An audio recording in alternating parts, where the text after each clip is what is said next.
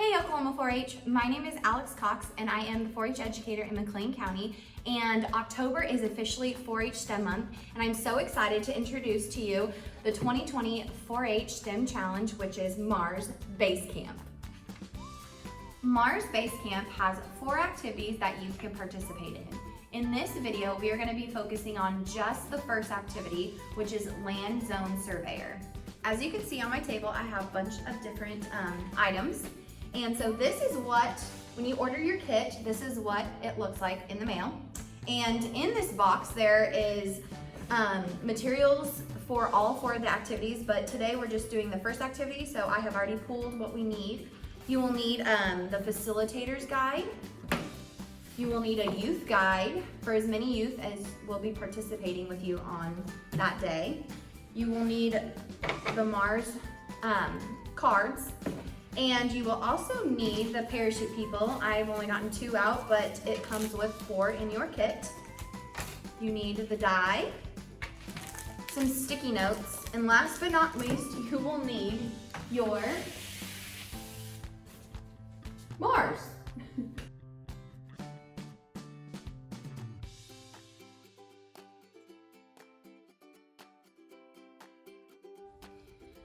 Before you begin, you need to make sure that you have a space big enough to set your Mars mat on.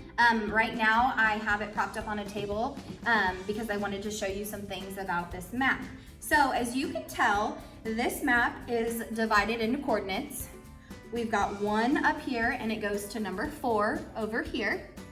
And then it also has some letters on the side. We have A to D. This is important for when we start to play the game because as you can see on these Mars cards, wherever your parachute man lands on Mars, you're going to have to coordinate.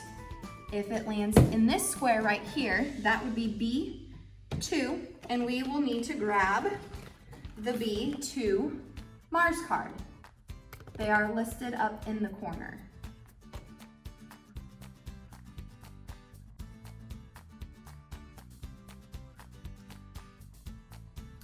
Once you are ready to get your youth started on the game, you need to either split them into groups, or if you have a smaller group, you can just get in a line behind the mat. But make sure you pass out their youth guides before you get started. The first page has the activity that we're doing on it, and they'll need this to reference the dice when we roll it for the game. But it also has a place where they can write and record about the game during reflection time. So make sure they have these available to them. So to get started, I am going to stand in the line about 3 to 5 feet from the mat. And I have my parachute man here with me. And I am going to toss my parachute man and try to land somewhere on Mars. And once I do this, there are 4 options that you can take after you launch your man. So here we go. Okay, so this brings us to option number 1.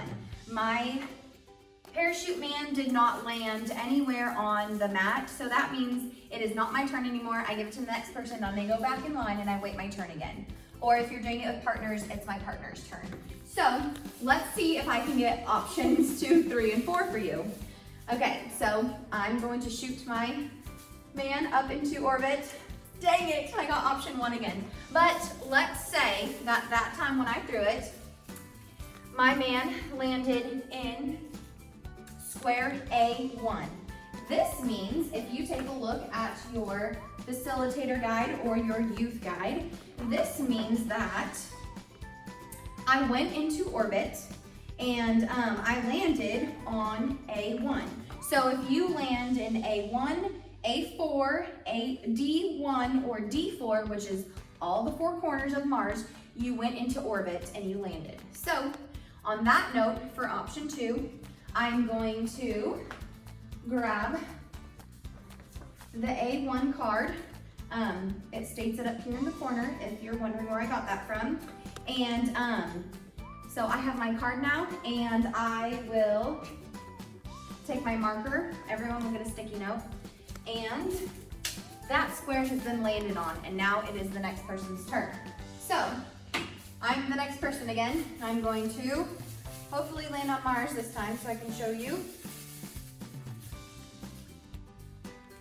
Yes, I landed. So, looks like I landed on D2.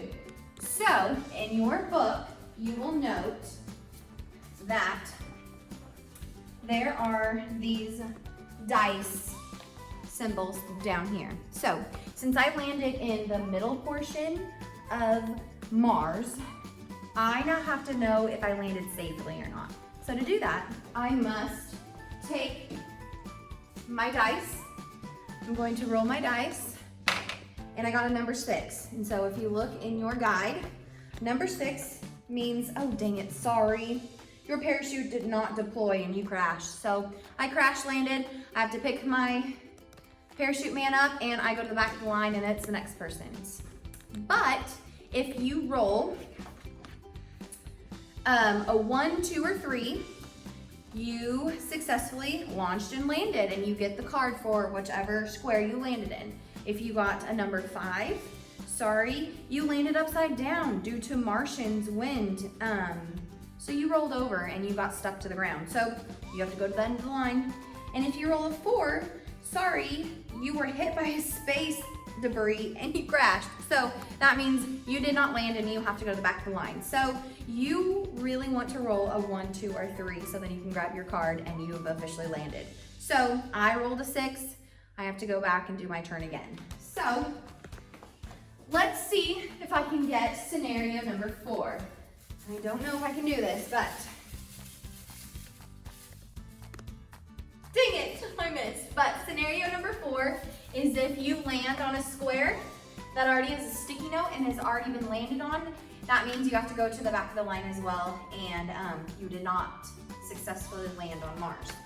So that is how to play the game. And the game ends when either every square has a sticky note on it and everyone has landed on a square, or you put a time limit about 10 minutes on it and then you can go on to reflections from there.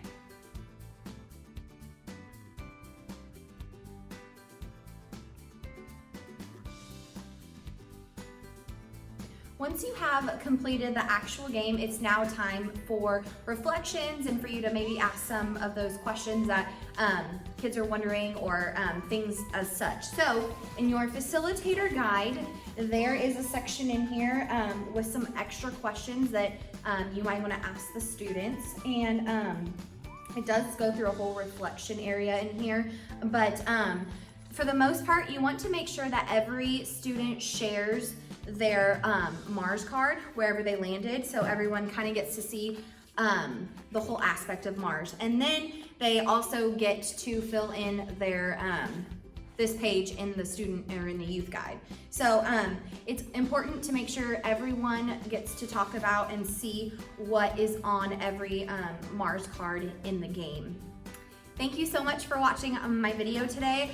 I hope that you're inspired and super excited to take flight in our Mars Base Camp Challenge, and I'm excited to see how it goes for you guys. Thanks.